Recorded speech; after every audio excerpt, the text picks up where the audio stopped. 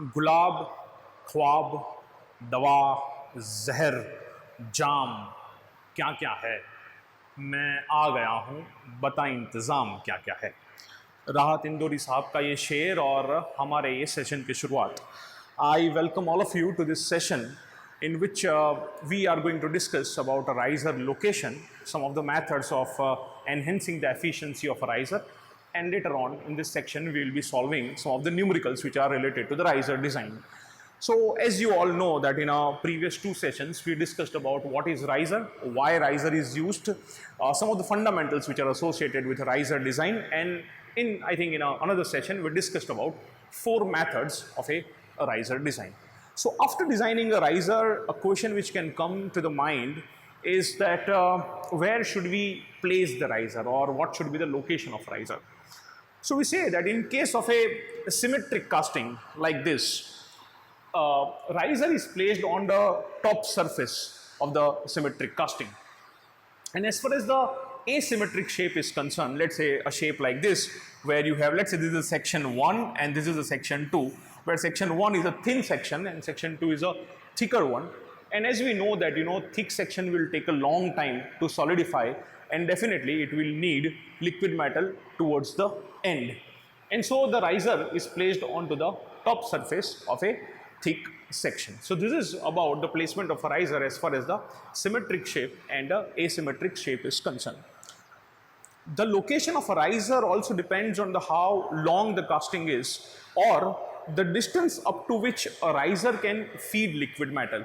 So we all know that the basic purpose of using a riser or employing a riser is to avoid the shrinkage cavity, right? So let us take example of this particular section. Let's say this is a component that we are casting, which has got a thickness of T and it has got some length L. And we are using, let us say, one riser in order to feed this casting. So because we are using a riser, we will expect that there shouldn't be any kind of a shrinkage cavity which is forming during the solidification of this casting. Now, there are a couple of things I want you to understand here. If we place a riser here, then a riser will be able to feed a liquid metal up to the distance of a 2T, where T is a thickness. So let's say this has a thickness of a 10 mm, then till 20 mm of a distance, riser will be able to feed a liquid metal. And so you can say that till 20 mm, after the solidification, you will not find any kind of a shrinkage cavity. Now, this distance of a 2.5 times T is a end wall effect, because from this surface there is going to be a heat transfer, and as we know that as the heat transfer will take place in this direction, the solidification will begin in this particular direction.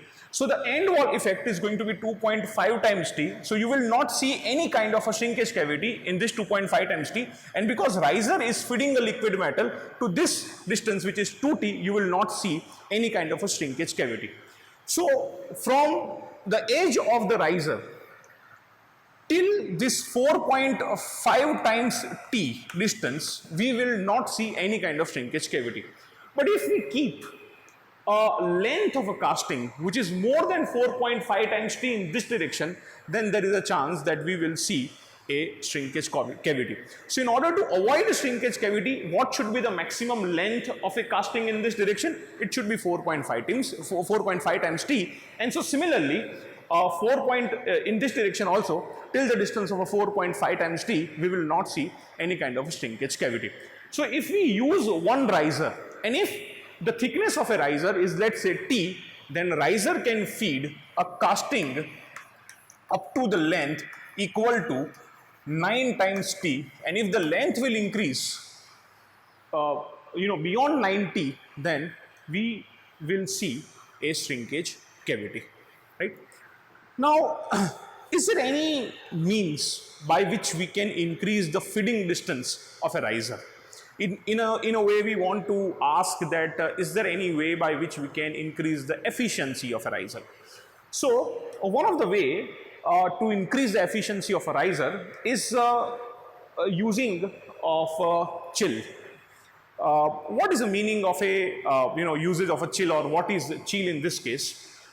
So as we know that chill is a metallic component which is used in a metal casting process, especially in a sand casting process, to enhance the heat transfer of a particular section.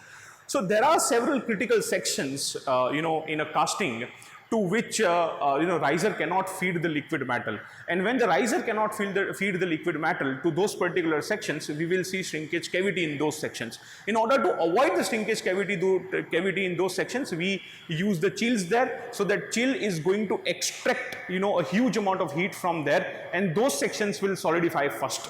Right? And those sections which are not critical, on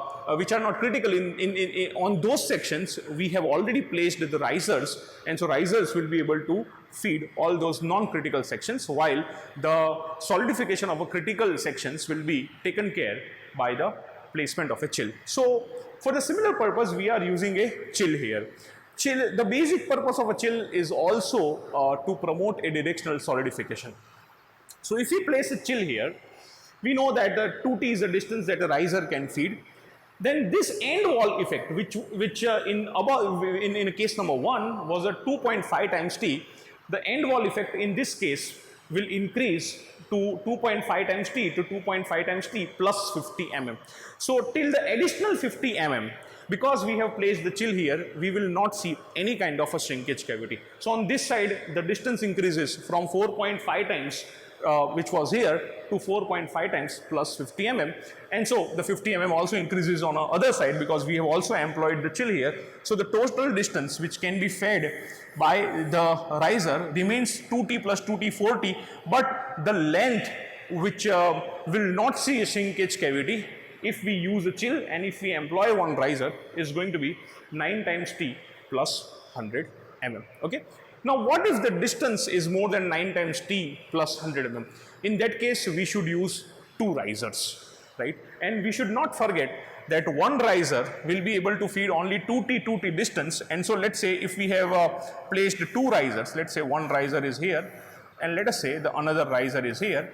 In that case, the distance between 2 risers should be the 2T this riser is going to feed, and 2T which this riser is going to feed. So the distance between 2 consecutive risers should not be more than 4 times T, because if distance is more than 4 times T, then the riser will not be able to feed the casting and we will see a shrinkage cavity, right? So this is one of the way by which we can increase the efficiency of a riser. Another 2 ways by which efficiency of a riser can be increased is by using the insulating materials, and second is by the first is chill, second is this, third is by the employing of exothermic compounds, by employing or by adding exothermic compounds. So sometimes what we do is that into the riser we add, let's say, a graphite powder or some material which is refractory in nature. So a graphite powder or the refractory material will float on the top surface of a riser, and it will prevent the heat to transfer from there, or we can say that it is going to reduce the rate of heat transfer. So as the rate of heat transfer will be reduced, the liquid, the metal will remain in a liquid state into the riser for a longer period of time. Another thing which can be employed here is that by using the insulating pads or by using the insulating sleeves. So by employing the insulating sleeves or insulating pads, the rate of heat transfer from other directions also, let's say we employ insulating pad or insulating sleeve on these 2 locations, so they are going to prevent the rate of heat transfer, or they are going to reduce the rate of heat transfer, and so the metal will remain in a liquid state for the longer period of time into the riser. So this is one way by enhancing the efficiency of a riser. The second thing is that by addition of exothermic compounds. So what we do is that immediately after pouring the casting, as the liquid metal rises from the riser, we add the exothermic compound into it, and exothermic compounds are going to react chemically, and as the name suggests, it is the exothermic compound, which means that it will undergo exothermic reaction, and exothermic reaction means that it is going to produce a energy, and as the thermal energy will be produced, the liquid metal is going to absorb that thermal energy and it will remain liquid for the longer period of time. So depending on the economic condition, depending on the design condition of a casting, any of the options, one can choose any of the option in order to enhance the efficiency of a riser. So now, after looking at this, let us look at some of the numericals which are associated with the riser design. So after looking at location of a riser, let us solve some of the numericals which are associated with the riser design. So the first question that we are going to solve states that the dimensions of a cylindrical side riser. Now here they have mentioned cylindrical side riser, which means height is equal to diameter, which they have already given us into the bracket. For 25 centimeter into 15 centimeter into 5 centimeter steel casting are to be determined. So we need to find out what is a diameter of a riser and what is going to be the height of a riser. These are the two things that we want to determine. For the casting, and the volume of or the size of a casting which is given to us is 25 centimeter into 15 centimeter into 5 centimeter. For the tabulated shape factor values given below, the diameter of the riser is. So as they are saying that there is a tabulated shape factor, they are using the term shape factor, and it means that we are going to employ a naval research method of a riser design in this case, because they have given us shape factor of a casting and then they have given us a table. So now let us solve this question. So first of all, in order to find out the diameter of a riser, the first step is that we are going to find out the shape factor of casting. So what is the shape factor of casting? It is nothing but a length plus width divided by the thickness. So length is given to us as a 25 plus the width is 15 and the thickness is a 5 centimeter. So this is going to be 40 by 5, which is equal to 8. So the shape factor is 8. Now what we should be doing? We should be looking at the table, and we need to find out what is a volume ratio or a volumetric ratio, which is nothing but a ratio of a volume of a riser to the volume of a casting associated with the shape factor equal to 8. So if we see into the table, we will come to know that the ratio which is given to us, which I denote it as, let's say, equal to Y, which is equal to VR upon VC. For the shape factor of 8, the ratio is given to us as a 0.5. So now we know that the volume of riser is 0.5 times the volume of casting. And if we add the volume of a casting here, which is 25 into 15 into 5, then we will have the volume of riser equal to 937.5 centimeter cube. This is going to be the volume of riser. Now we have found out the volume, but what we are looking for is a diameter of a riser. And here they have given us that it is a cylindrical side riser and the diameter is equal to height. So volume of a riser is equal to pi by 4 d square h, but because d is equal to h, we are going to write it as a pi by 4 d cube, and so pi by 4 d cube should be equal to 937.5 centimeter cube, and from here if we find out the diameter is going to be 10.6 centimeter, and as the diameter is equal to height, the height is also going to be 10.6 centimeter. So this is how, by employing the naval research method, we will be able to design a riser, we will be able to find out the dimensions of a riser. I hope you understand. Now, after solving the first question in a riser design, let us look at this particular question. In this question, they are saying that a cylindrical job with a diameter of 200 mm and a height of 100 mm is to be cast using modulus method of a riser design. So in a previous question, we saw naval research method, while in this case, they have asked us to design the riser with the help of modulus method, right? And they are saying us that the casting has a diameter of a casting is equal to 200 mm and the height of a casting is given to us as a 100 mm.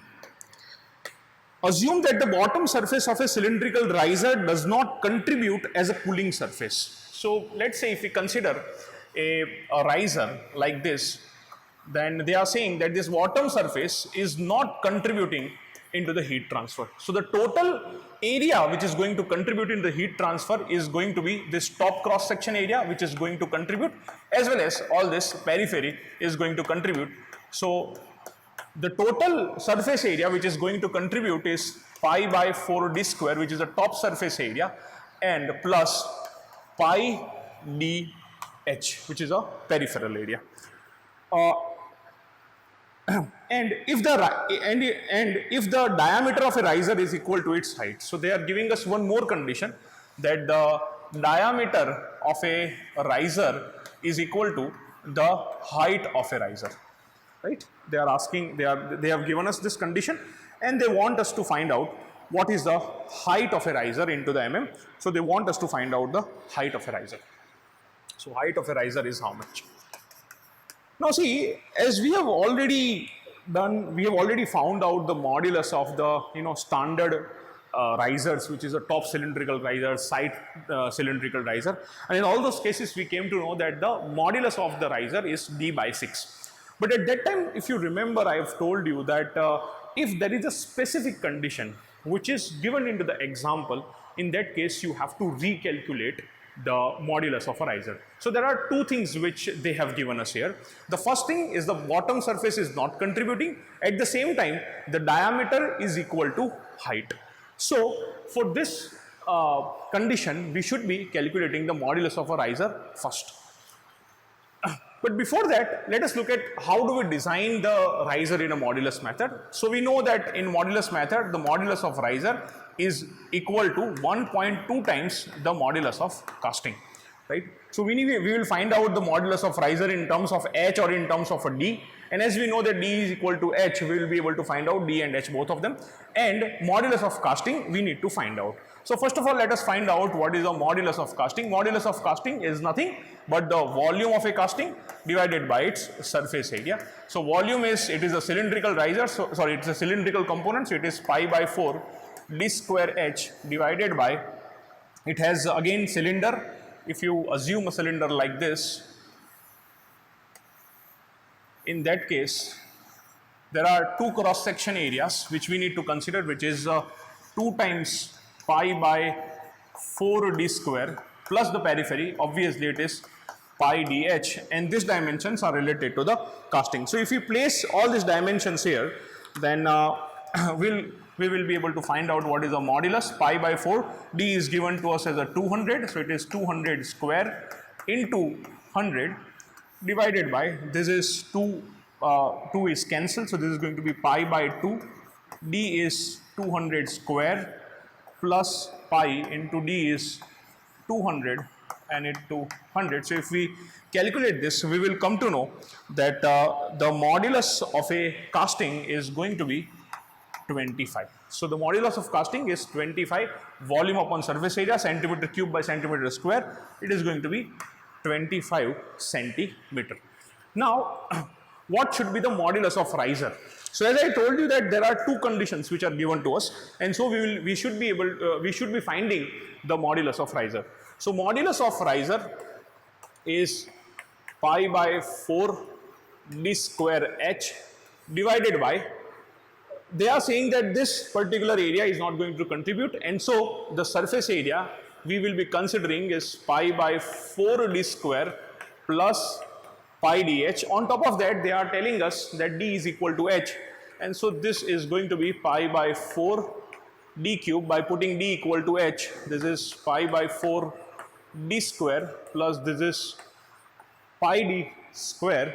And so if we, let's say, take a pi by 4 d square common, then this is going to be a pi by 4 d square is taken as common. In bracket we are left with a d, divided by, we take a pi by 4 d square common, and so we have 1 in bracket plus we have a pi d square here, so we have to multiply this by 4, and so pi by 4 d square, pi by 4 d square is cancelled, so we have d by 5. So as you see, the modulus that we have found here is not d by 6, but it is d by 5. So we will be placing the values here. The modulus of riser is d by 5 is equal to 1.2 times 25, which is modulus of casting. And so when we place these values here, so 25 into 5 is 125, and 125 into 1.2 is going to be 150 centimeter. So if the diameter and height are equal, so h is also equal to 150 centimeter. So this is how we can find out the diameter and the height of a riser with the help of a modulus method. I hope you understood this. So after solving the previous question, now let us look at this question.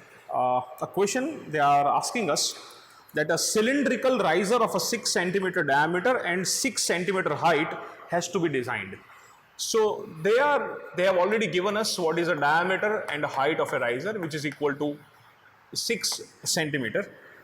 For a sand casting mold for producing a still rectangular plate casting of a 7 centimeter into 10 into 2 centimeter. So they are giving us what is a size of a casting, which is equal to 7 centimeter into 10 into 2 centimeter, and they are giving us what is the solidification time of a casting. So solidification time of a casting is given to us as a 1.36 centimeter. What is the total solidification time of a riser? So they want us to find out the total solidification time of a riser. Now whenever such question is asked to you where the solidification time of a one component is given and they are asking you the solidification time of a other component, in that case you should be taking the ratio of the solidification time of both the components and you should be solving the question. So here they are asking us what is a solidification time of a riser. They are asking us, we will take the ratio of a tau r to tau c, and as we know that the solidification time is directly proportional to volume upon surface area whole square. So again we will be taking the ratio of a modulus on the other side, because volume upon surface area is nothing but a modulus. And as far as the solidification constant k is concerned, so let's say if we remove this proportionality sign, there is going to be k. So because the riser and casting have a same mold material, so the k is also going to be the same.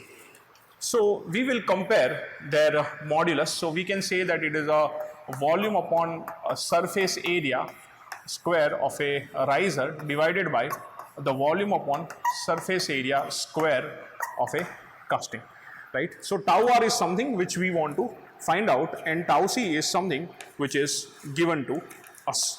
So now we know that for a standard risers that we have is a top cylindrical riser and let's say side cylindrical riser. For those risers the modulus is d by 6. So when you have a modulus of d by 6, I'll write it here as a d by 6 standard modulus. I need not to calculate it, the square of it divided by volume upon surface area. So volume is nothing but a 7 into 10 into 2, and the surface area of casting, because it has a 6 sides, so it is 2 times 7 into 10 plus 2 times 10 into 2 plus 2 times 7 into 2. So this is going to be a volume and this is the surface area, and we should be taking its square, right? So the square of it. Now tau r we want to find out. Tau c we know it is 1.36. It is given to us. It is 1.36. Here, instead of a D, we know what is the diameter of a riser. It is given to us as a 6 mm. So this is 6 by 6 square, which is 1 square, and into 1 divided by this, and that is going to be, if we simplify this, let us say this 7 into 10 into 2 is the 17. This is going to be a 140. 140 divided by this is 70, 140 plus this is 20 into 2 is 40 plus 7 into 2 is 14 into 2 is 28, and if we take the whole square of it, and if you do the mathematical calculation, then we will come to know that the tau r is going to be 3.02 minutes. So the solidification time of a riser is going to be approximately 3 minutes, which is more than the solidification time of a casting, which is 1.36 centimeter. So this is how you will be able to solve this particular question. So after doing previous question, let us look at the last question into the riser design. And in this question, they are saying us that we need to determine the dimensions of a side cylindrical riser. So remember that we are designing a side cylindrical riser. We need to determine its dimensions, which means we need to determine the diameter of a riser and a height of a riser. These are the two things we want to determine.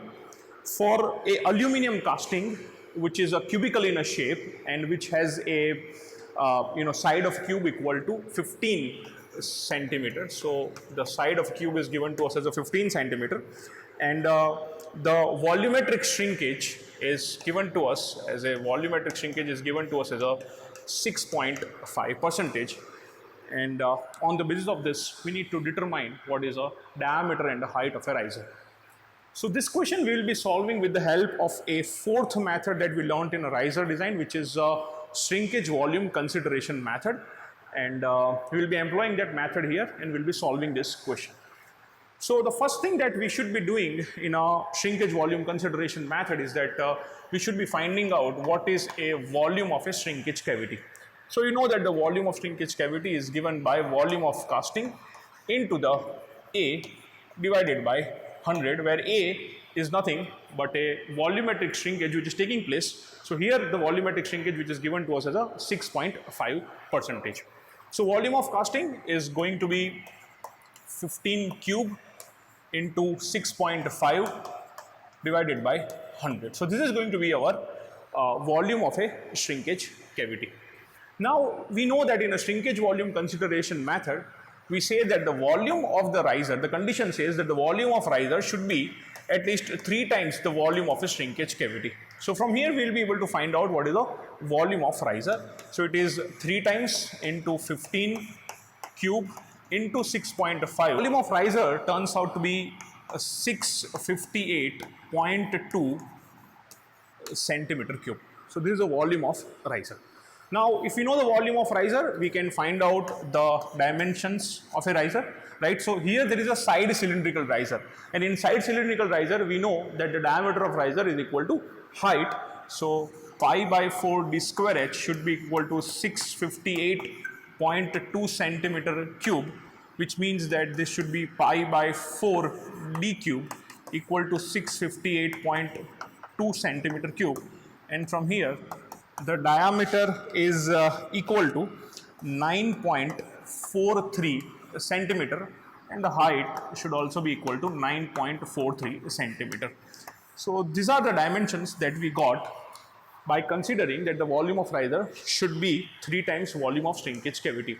But there is a second condition that we need to check when while we are designing the riser by the shrinkage volume consideration method, and that is we need to check whether the solidification time of a riser is greater than or equal to solidification time of a casting or not.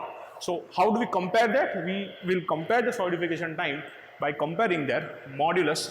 So the modulus of riser should be greater than or equal to modulus of casting. So what is the modulus of riser? It should be nothing but a d by 6, and it should be greater than modulus of casting, Modulus of casting is volume upon surface area.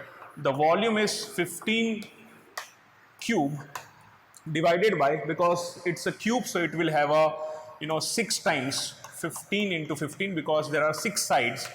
So if we do that, the d by 6, d is 9.43. So 9.43 divided by 6 should be greater than or equal to this 15. 15 is cancelled. So this is 15 upon 6. We can very easily see that 9.43 divided by 6 is actually less than 15 upon 6, which means that the modulus of riser is less than modulus of casting, and so this condition will not be satisfied, and so these dimensions are not acceptable dimensions. This design is not acceptable design. Now what should we do? So as we have I think seen in the when I discussed the method with you in a previous session, I told you that whenever such condition comes, we need to do the reverse engineering, reverse calculation we need to do. So now we will consider that tau r should be greater than or equal to tau c, and for that modulus of riser should be greater than or equal to modulus of casting, and for a modulus of riser to be greater than modulus of casting, d by 6 should be greater than or equal to modulus of casting. So d upon 6 should be greater than or equal to the modulus of casting, which is 15 upon 6. And so d should be greater than or equal to, this 6 goes here, so 6 gets cancelled, must be greater than or equal to 15 centimeter. And if we consider the limiting case, then we can say that the d should be at least 15 centimeter. If d has to be 15 centimeter, then the height also needs to be 15 centimeter, as this is a side cylindrical riser. So now these are the acceptable dimensions of a riser design. Now what happens is that here, if you see by when we did this calculation, you see that volume of riser turns out to be 658.2 centimeter. And if we do the calculation, let's say by that particular method, and if we consider d and h equal to 15, then you will come to know that the volume of riser will turn out to be 2650 centimeter cube, which is much higher than the required volume. But we have to stick with this, as this particular condition is not satisfied by these dimensions. So we have to go with these dimensions, though they are indicating that our riser is going to be oversized riser, we have to go with it. So in this case, what is going to happen? When we will be using this riser design, and our casting yield is going to reduce, right? So thank you very much for joining on this session. If you have any doubts regarding whatever we did today in this session, please feel free to write to me. And at the end, इश्क है तो इजहार कर, इश्क है तो इजहार कर. अगर अच्छा लगे वीडियो तो लाइक कर, शेयर कर, सब्सक्राइब कर. Thank you very much.